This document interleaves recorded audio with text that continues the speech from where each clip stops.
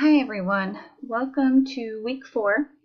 As you all know, we are not meeting in Adobe Connect this week, so I thought I'd just provide a brief video explaining what is happening.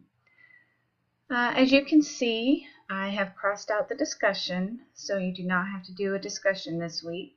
So you are responsible for your journal from the reading and a lesson plan, and you're doing a PSYOP lesson plan, which I'm about to go over. As far as tutoring, you should already have your 2 assessments complete, your John's Basic Reading Inventory and the Qualitative Spelling Inventory.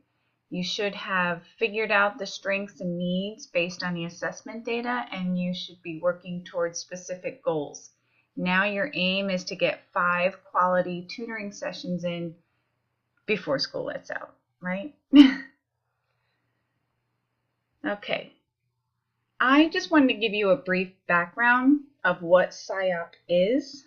And if you look in the Learning Activities folder here, you'll find some good information. If you scroll down, there is a PSYOP review PowerPoint, which I'm going to address briefly. There's also these Pearson PSYOP videos, which actually show you components of the PSYOP model in action if you wanted a more visual representation of what this means. I just want to go over it briefly with you now, just so you have an idea as you're completing your lesson plan this week. Real quick, I want to show you one slide from this one. You don't have this slide. But PSYOP is basically, it's structured, oh gosh, yeah, let me come back to that. It's basically a way to help English learners understand the content. Because we have, English learners have dual roles, right? They have to be learning English, but they also have to be learning the content material. So PSYOP and also SEDAI, you might have heard of SEDAI, are both different strategies or techniques that help students understand the format. So there are 8 components of PSYOP, and these are the 8 right here. And it's basically how you design a lesson to make sure you're including the scaffolding and the support that they need. So I want to go over the PowerPoint that is in the week 4 folder. All right, Sheltered Instruction Observation Protocol. Gee, I don't know why I forgot that. All right, so it's making content comprehensible for English learners. You have this PowerPoint to refer to, and what I like is that it's more of a checklist. So as you're doing your lesson plan, you can kind of use this. Are you using appropriate materials? Do you have the content and language objectives written out? That's something unique with PSYOP and both SEDAI as well, is they have a content objective. So what are they supposed to understand? That's usually related to the standard. And then there's a language objective. What language support are you integrating into the lesson so that they can share what they know about the content, either in writing or in speaking? All right. Do you have meaningful activities? Does your lesson integrate language concepts? And so then for each of those components of the PSYOP lesson plan, it provides you this checklist. So building background. Did you link your lesson concept to students' background experience or create that new background knowledge that they need? Did you emphasize the key vocabulary? And you'll see on the right, they give you some suggestions, and there's even more suggestions further on in the slide. So comprehensible input is next. How are you introducing and providing the lesson content? So this gives you some ideas of what to do.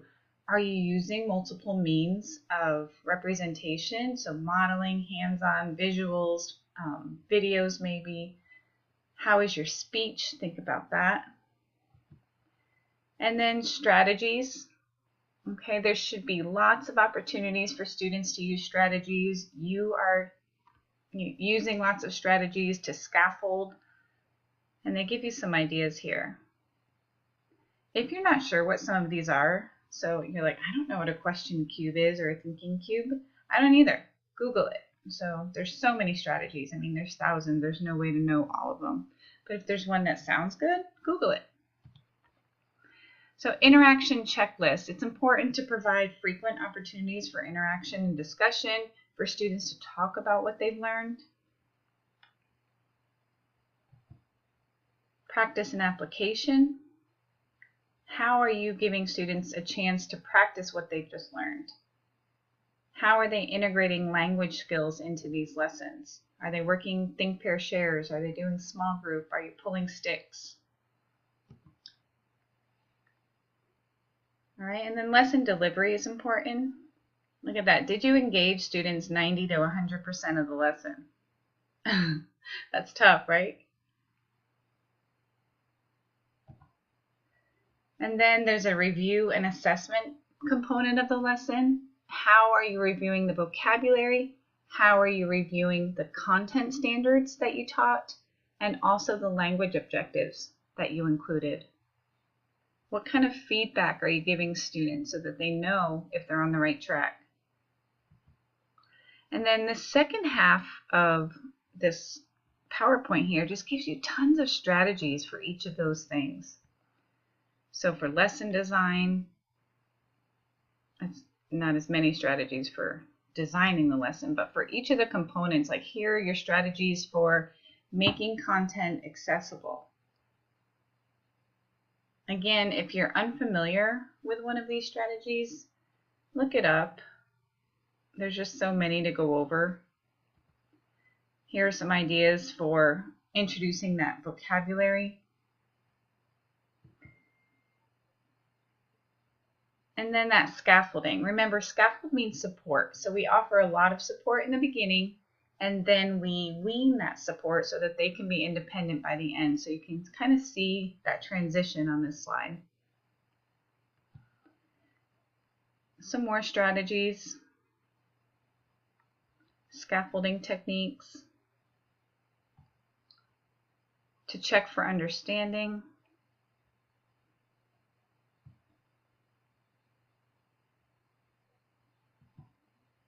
Here are some ideas on how to get students to interact throughout a lesson. This is a really, I think, a component that's missing in a lot of lessons. We do a lot of teaching, and then we check some way to see if students know the concept.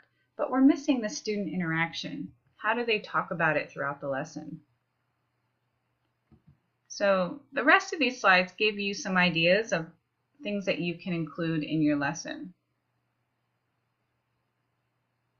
Here's some strategies defined.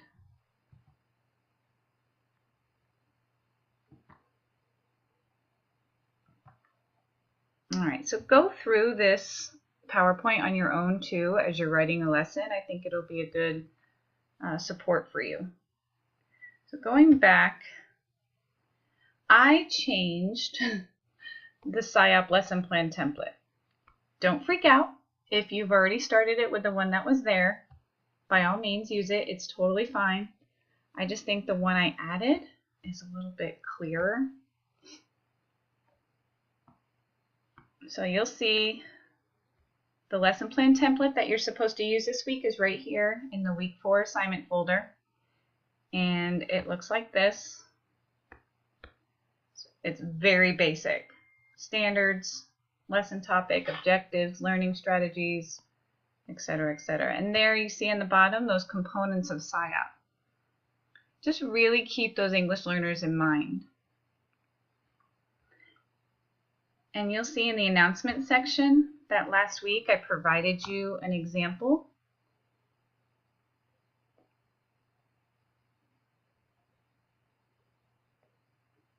And you can use this example as a guide. This is one of my students from last semester.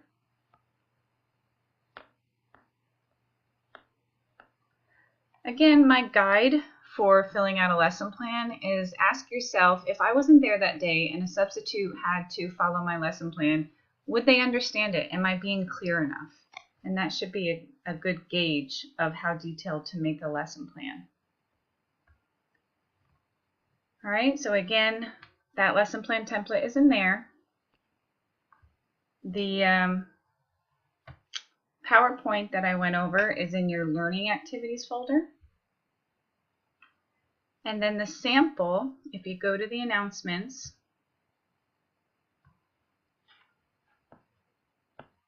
you'll see that I provided a sample literature circle project and a sample SciOp lesson plan for you to look at. Okay, so that's week 4 in a nutshell. You're continuing with your tutoring, you're working on your lesson plan this week, and you're reading more of the CLAD handbook and doing the journal. If you have any questions, please ask, and I will see you the following Monday. All right, thank you.